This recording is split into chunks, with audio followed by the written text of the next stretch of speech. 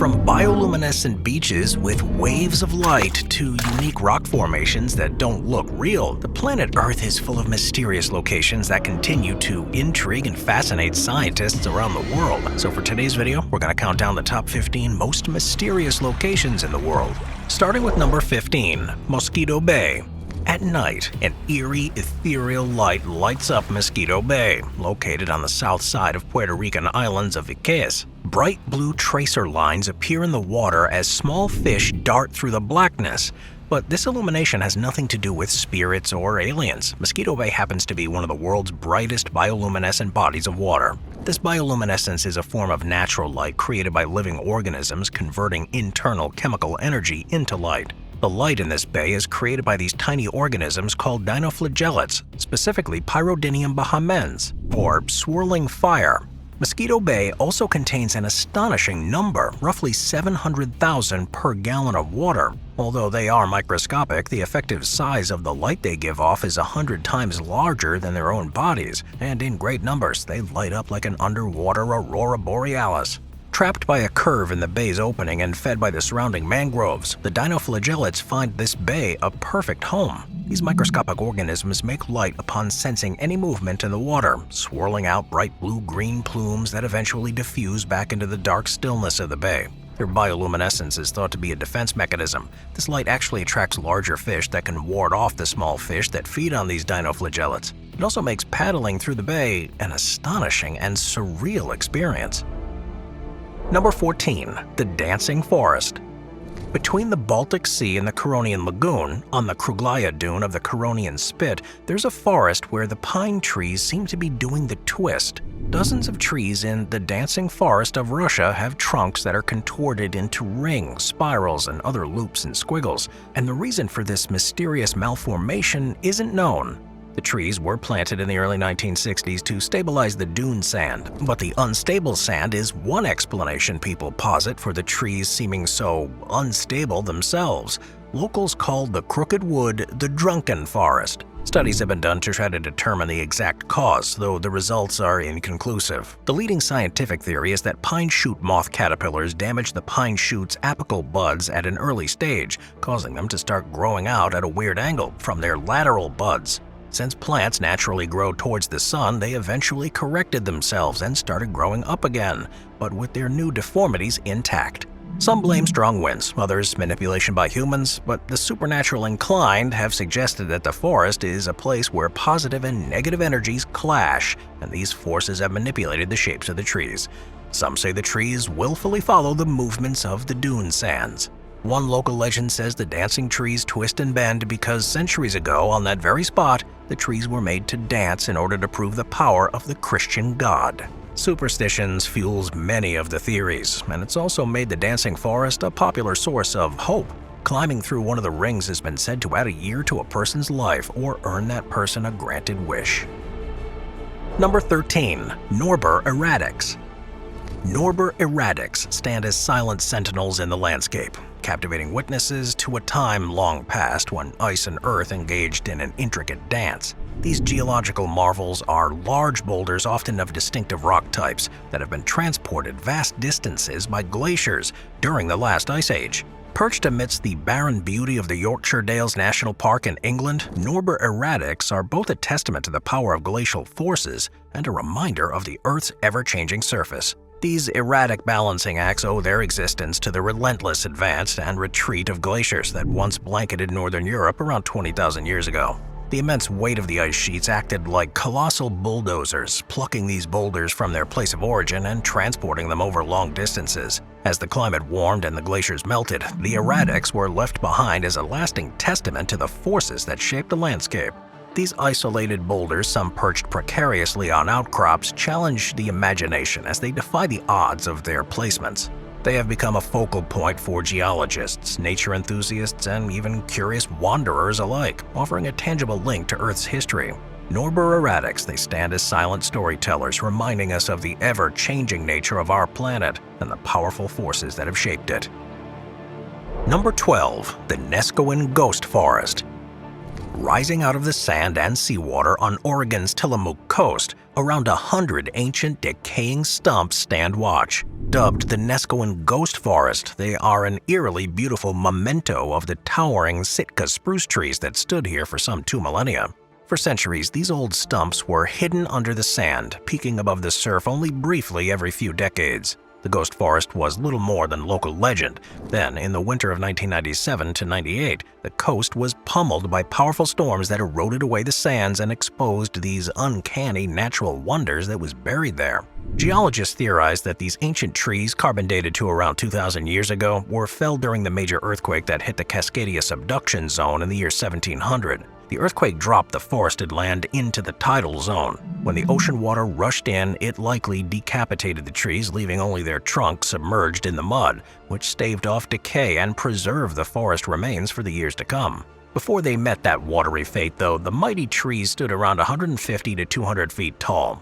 Today, the relics of those giants share the beach with small tide pools and various marine life. The phantom-like forest is revealed by the shallow waters of low tide, and more and more ancient stumps become exposed when the tide is at its lowest during the summer. Number 11. Gobekli Tepe. Summarizing the importance of the archaeological site at Gobekli Tepe, Turkish for hill with a belly, is a formidable task. In 1994, German archaeologist Klaus Schmidt and his team unearthed a handful of findings that continue to revolutionize the way archaeologists think about Stone Age man. The site dates back about 11,500 years to the tail end of the Stone Age. The predominant understanding was that during this time, hunter-gatherers roamed the earth, never settling, living as each day came. The huge Gobekli Tepe complex, however, brings this view into question. It consists of large T-shaped pillars with animal carvings, huge stone rings, and vast amounts of rectangular rooms, many believed to have religious importance. One theory is that this site wasn't used for domestic purposes, but for rituals and sacrifices, and the site at Gobekli Tepe is believed by some to be the oldest religious complex known to modern man. For this reason, the site has often invited breathless comparisons to the Garden of Eden or the origin of religion, which has long been associated with the Fertile Crescent and the ancient Sumerians who invented written language. Equally curious is the fact that before this discovery, there was no evidence of hunter-gatherers ever erecting large monuments and buildings, making this perhaps the world's oldest known architecture.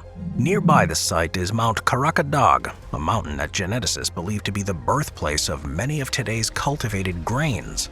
It's theorized that Gobekli Tepe could be showing us a transition period, depicting nomadic culture's first attempt to farm, which would later bring about permanent settlement. The 1-acre excavation site has raised more questions than it's answered, and astoundingly enough, the site's believed to extend some 22 additional acres. Then, around 8000 BC, the site was filled with soil and mysteriously abandoned.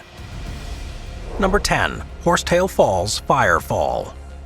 Central California's Yosemite Valley is filled with countless waterfalls, but many of them only flow for part of the year. Horsetail Falls is one of those seasonal waterfalls, flowing over the eastern edge of El Capitan in the winter and early spring. It's got 2 distinct streams and drops some 1,500 feet onto the steep slabs, spraying up a mist before continuing down another 500 feet to the bottom of the mountain. As beautiful as the fall is by itself, for just a few days at the end of February, it becomes a dazzling show known as the Fire Fall. If the conditions are just right, once the sun dips below the horizon, everything will begin to go dark and it will seem for a moment as if the fire fall has failed to ignite. But as the sunlight disappears, the waterfall catches the final rays, which reflect off the falls to create a spectacular, short-lived effect that looks like a beautiful cascade of liquid fire. Even if you're standing at the right spot at the right time of the year, you may not witness a firefall. This phenomenon happens when the sky is free of clouds or haze and there's sufficient snowmelt to feed the waterfall. Bizarrely, Yosemite Park used to actually create these firefalls by pushing huge piles of coals off the edge of a cliff. These were a popular tourist site from the 1880s until the 1960s, when the park realized this was a fire hazard and stopped it. Luckily, this natural phenomenon was able to pick up where the park rangers left off, after famed climber and photographer Galen Rowell noticed it and took a picture of the firefall effect on Horsetail Falls in 1973. Even when it isn't catching the late February sun, Horsetail Falls is impressive. It's the second highest free-falling waterfall in Yosemite Valley. The highest is Ribbon Falls, located on the other side of El Capitan. It doesn't stand out from the flat wall where it free falls down to the valley floor, as well as Horsetail Falls, which has an edge allowing visitors to view it from the side. Number 9. Defying. Among the towering red dunes of Namib Naukluft National Park in the central Namib Desert is an area known as Sossusvlei. It's a strange and alien landscape. The rich red dunes that surround the area owe their hue to age. Over 1,000 years, the sand has literally rusted. Sossusvlei is a wide, flat, salt-covered expanse with a dense and compact layer of clay in the subsoil. When dry, Sossusvlei is hard and arid, and when wet, as it gets every 5 to 10 years when fed by the Saushab River, it becomes sticky and plastic. The area is the river's final destination. Even in the wettest of years, the water soaks into the salt clay pan, giving the area its nickname, Place of No Return. Altogether, the blue sky, red dunes, and white pans make a striking vision, reminiscent of movies such as The Fall, The Cell, and Steel Dawn. Nearby is yet another place of no return. This one's even older and much more dead than Sossusvlei. It's known as Deadvlei or Dead Marsh, Vlei being Afrikaans for a type of marsh. It's found among the tallest dunes in the world. Some of them reach 1,300 feet high, which is almost as lofty as the Empire State Building. Deadvlei was once like Sossusvlei, with the river dancing into it to nourish desert life and even trees, but no longer. Some 900 years ago, the climate dried up and the dunes cut off Deadvlei from the river. It became too dry here for the trees to even decompose. They simply scorched black in the sun, monuments to their own destruction. The trees, now over 1,000 years old, form a barren forest. The area, however, is not entirely without life. Sassola shrubs and clumps of Nara melon stay alive by subsisting off of morning mists. It's a 45-mile drive from the park gates to the dunes here at Sossusvlei and Deadvlei. One of the many reasons to go is to experience the sunrise or sunset over the huge red sand dunes of the Namib Desert. These skies that are here are among the clearest on the planet. Number 8. Slope Point. Slope Point is the most southerly spot on New Zealand's South Island. It's perched upon rugged cliffs that dip into the sea. Cold winds tear through the air, battering the land and all that grows on it. The weather is so fierce here that the whipping winds have left a patch of trees weirdly warped. The tangled trees stretch sideways rather than upwards. They're bent at these weird angles, their branches permanently coiffed to the side like a permanent ill-advised hairdo. Sheep farmers planted the trees to give their flocks shelter from the wild weather. This cold air whirls around the Antarctic Ocean uninterrupted, causing the winds to gain immense strength before hurling themselves at whatever objects they encounter first. The trees struggle to bear the brunt of the windy assault, causing them to bend northward. On a pleasant day, beams of sunlight spotlight the gnarled knot, giving it appearance of a surreal piece of art. Against the ominous gray skies of a drearier visit, the mangled mass seems almost sinister. It is a beautiful place to explore. Green pasture land stretches towards the horizon, leading to the rocky cliffs that plunge into the water below. The place is sparsely inhabited, apart from the sheep that dot the landscape. A sign by the road gestures towards Slope Point. You'll know you're there when you come across a canary yellow sign that gives the distance between your location, the South Pole, and the equator. Moving on to number 7, the AlNasla Rock Formation. This AlNasla Rock Formation is a great example of how nature is a serious force to be reckoned with, being a giant, solid boulder that looks as though it was split down the middle with the aid of an alien's laser weapon. Far from a story about extraterrestrial antics, the AlNasla Rock Formation is actually thought to be forged from completely earthly origins. The 20-foot-high rocks sit upon 2 natural pedestals that make the rocks appear as if they're almost levitating, in perfect balance with one another, as they don't lean into their small divide and touch. It's hard to imagine that the AlNasla Rock Formation came about by accident, but most scientific theories to explain its existence center around the natural weathering process being responsible for its perplexing formation. Found in the Tema Oasis in Saudi Arabia, the AlNasla Rock Formation is a petroglyph, arguably one of the most photogenic in the world. Petroglyphs are images made by carving or engraving the surface of a rock. Depictions of Arabian horses, ibexes, and humans can be seen on this rock formation surface. Exactly when the carvings were committed to the stone isn't known, but the sandstone rocks are believed to date back thousands of years. There are several theories surrounding this rock formation's perfect split down the middle. One is that the rock sits on a fault line and that the split was first created as the ground beneath the rock shifted, causing it to split in half at a weak point. The crack created by this activity could have been something of a wind tunnel for sand-laden gusts sweeping across the landscape. As grains passed through the gap over thousands of years, they may have effectively sanded down the uneven crack to create a perfectly smooth surface. Another theory is that freeze-thaw weathering may have caused the crack when in ancient times water got into a small crack in the then-connected sandstone rock. This water may have then frozen, causing it to expand and exaggerate the crack. Once the cool period came to an end, the divisive ice would have thawed and melted, leaving behind a perfectly straight gap dividing the sandstone rocks. Number 6. Hierve el agua. Sometimes nature creates counterfeits, a fish that looks like a plant, a fruit that looks like a vegetable, or in case of Mexico's Hierve el agua, a rock formation that looks like a waterfall.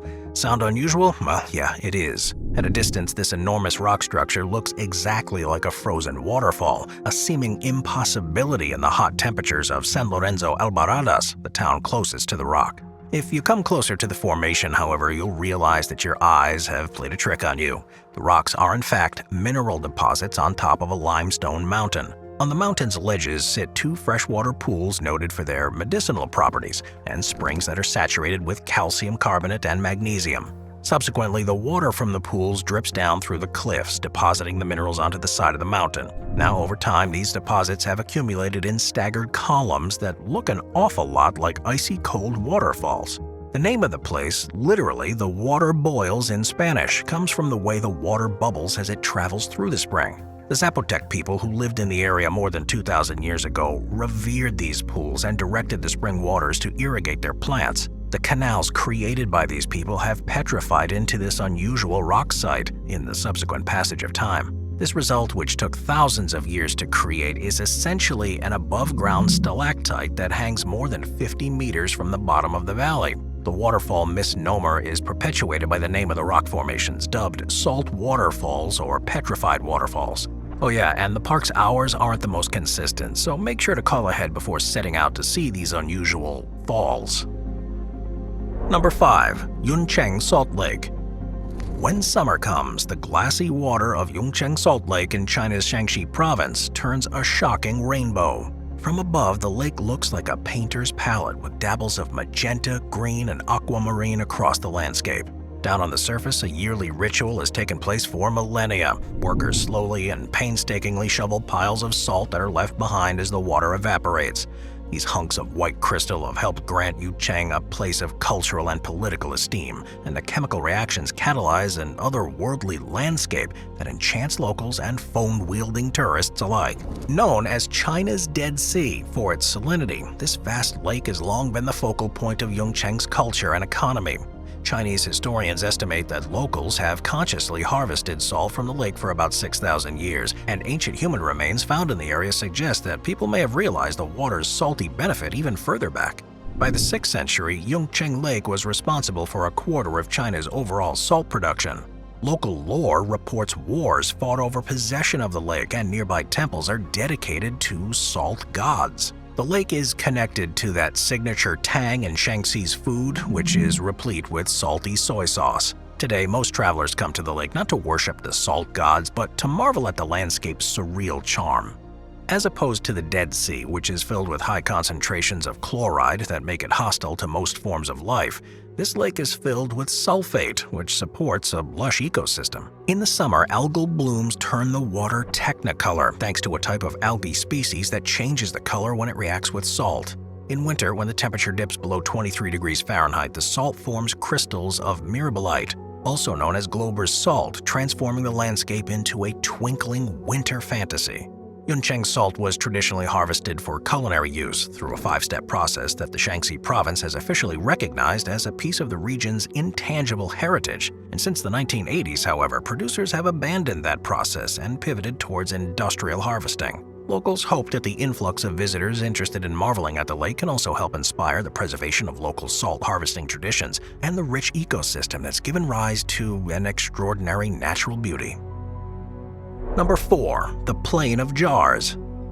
The Plain of Jars is a collection of large stone jars interspersed throughout the Xuankuang Plain in the Lao Highlands. The stone structures are mostly made of sedimentary rock and ranging from 3 to 10 feet in height. Each can weigh up to 14 tons. To date, the origin of these jars is unknown, though archaeologists believe that they were originally used between 1500 and 2000 years ago. Many researchers have theorized that the jars may have once served as funeral urns for food storage. As local Laotian legend would have it, the jars were created by Kung Cheng, ancient king of giants who lived in the highlands. It's said that Chung, after fighting a long and victorious battle, created the jars in order to brew huge amounts of celebratory Lao Lao rice wine. The plain of jars received relatively little Western attention until the 1930s, when French archaeologist Madeleine Colani began surveying the area. Though previous reports of the jars had cited the existence of goods such as carnelian beads, jewelry, and axes, the site was mostly looted by the time Kalani arrived. Despite this, Kalani discovered a nearby cave housing human remains, such as buried bones and ash, leading her to believe that the jars were funeral urns for chieftains. Kalani excavated the artifacts, some of which dated between 500 BC and 800 AD, and published her findings in the megaliths of Upper Laos. Though the plain remains the central site of the jars, similar clusters can be connected to form a linear path all the way to northern India. The existence of similar jar clusters in other parts of Asia also led to the belief that the jars were part of a large trade route.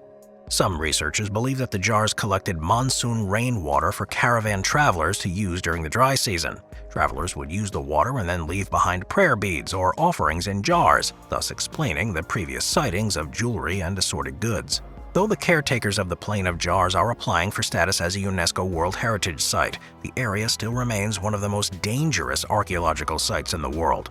Thousands of unexploded bombs remain from the secret war of the 1960s, and some of these bombs still cause injuries to this day. As such, only Sites 1, 2, and 3 and the quarry are open to visitors, while a number of organizations work to remove explosives and apply for more funding. Any visit you make to the jar sites takes you past numerous large bomb craters and crater clusters, further adding to the area's mystique, and the many varied casings of these American bombs are used to extensively decorate houses and roadsides in nearby Phonsavan, the provincial capital. Scrap metal collection is one of the major economic activities here as well. Researchers have traced the jars back to a quarry a few miles outside of Phonsavan. The area was used extensively during the war by the Pathet Laos, the Lao Nation, the communist political movement, who hid in natural and human-made caves here in the quarry. Number 3. Ball's Pyramid. Emerging from the cerulean expanse of the Pacific Ocean like a sentinel of time, Ball's Pyramid is an extraordinary geological formation that's captivated the imagination of scientists, explorers, and nature enthusiasts alike. Rising to a height of over 1,800 feet, this majestic pyramid-like structure is a testament to the Earth's complex geological history, sheltering not only intriguing geological secrets, but also harboring a remarkable story of survival for a species on the brink of extinction.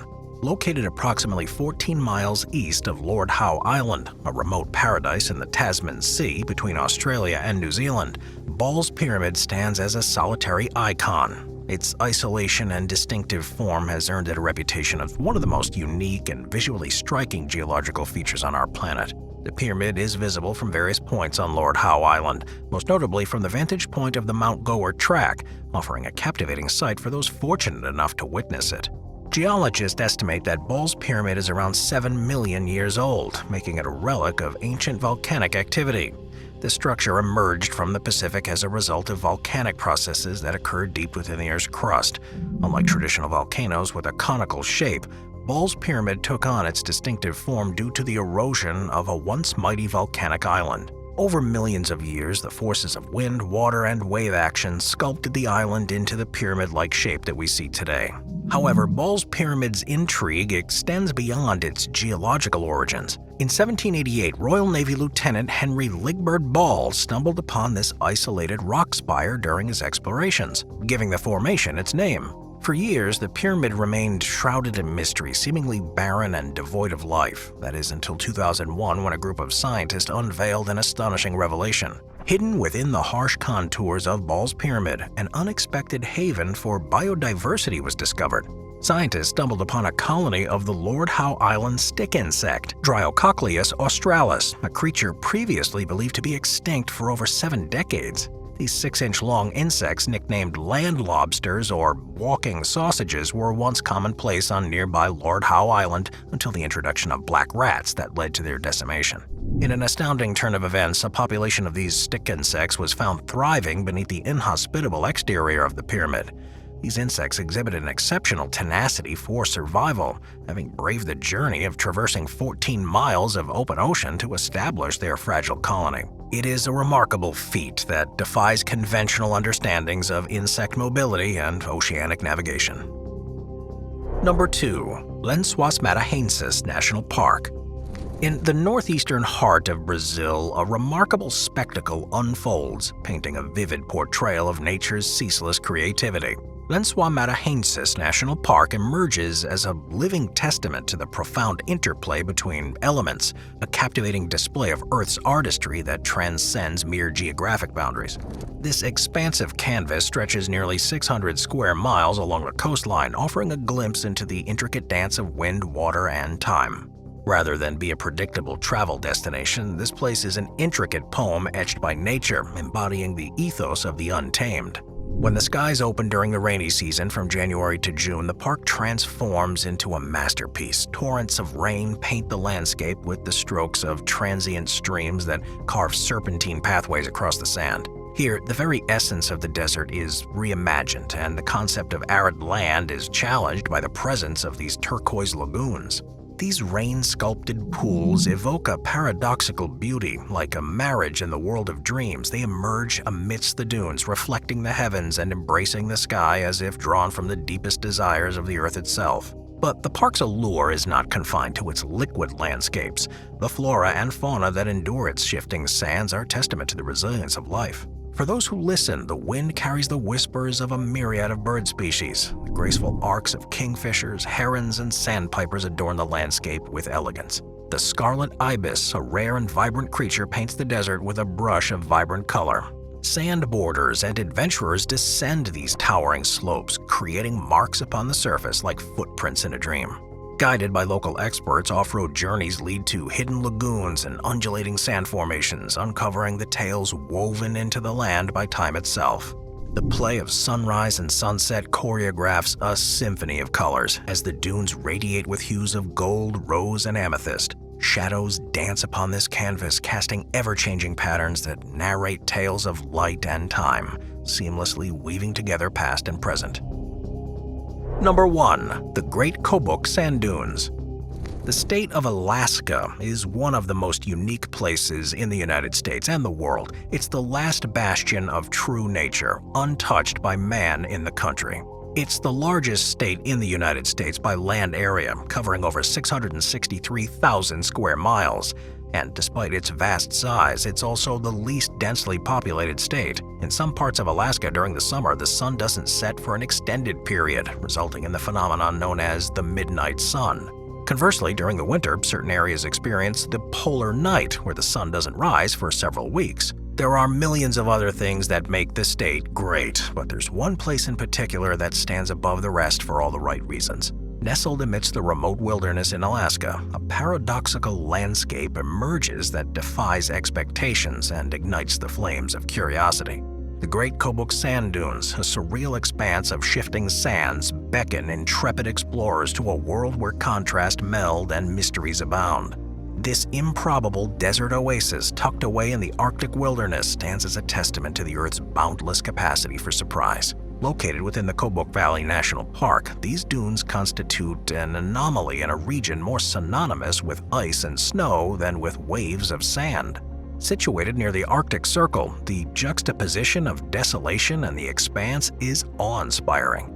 It's spread across an area of 25 square miles. These sand dunes challenge the preconceived notions of the Alaskan landscape. The origins of these dunes trace back thousands of years to a complex interplay of forces. The sands are not remnants of desertification, but rather a result of glacial activity that shaped the landscape during the last ice age. Millennia ago, retreating glaciers left behind enormous deposits of sand, which over time were molded by the relentless winds of the Arctic.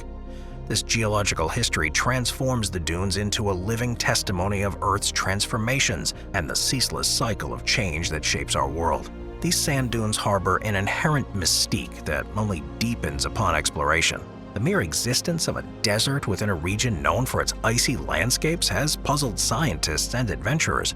Their location, surrounded by boreal forests and rolling tundra, presents an enigma, an arid expanse amidst Arctic greenery.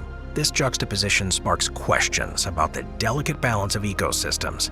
It's a haven of biodiversity. This seemingly barren landscape is a refuge for diverse flora and fauna, showcasing the remarkable adaptability of life. Hardy plant species like willows and grasses establish a resilient foothold within the dunes, defying the odds of survival in an environment known for scarcity. I'll see you guys next time. Thank you to our channel members.